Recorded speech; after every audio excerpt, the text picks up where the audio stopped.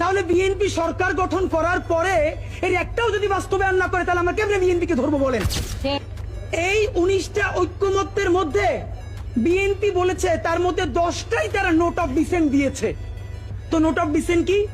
Note of dissent হলো আপাত দৃষ্টিতে আমি এটা মাইনে নিলাম, কিন্তু আমি আসলে এইটার সাথে একমত না।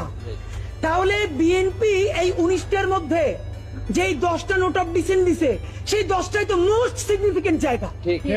তাহলে বিএনপি সরকার গঠন করার পরে এর একটাও যদি বাস্তবায়ন না করে তাহলে আমরা কেমনে বিএনপিকে ধরবো বলেন? মানে এর আইনি বাধ্যবাধকতা কোথায়? বিএনপি তো তখন বলবে কেন ভাই আমি তো বলেই দিয়েছি স্বাক্ষর করার সময় যেখানে আমার দ্বিমত আছে, এখন আমি এটা পারতেছি না বাস্তবতায়। মজার ব্যাপার বলি, সরকারের কয়েক জায়গায় জিজ্ঞেস করেছি বলেন তো 19টা মৌলিক সংস্কারের মধ্যে আপনাদের কাছে একটা মোস্ট সিগনিফিকেন্ট কোনটা? তারা বলেছে সংসদের উচ্চকক্ষে পিআর ব্যবস্থা আনুপাতিক হারে।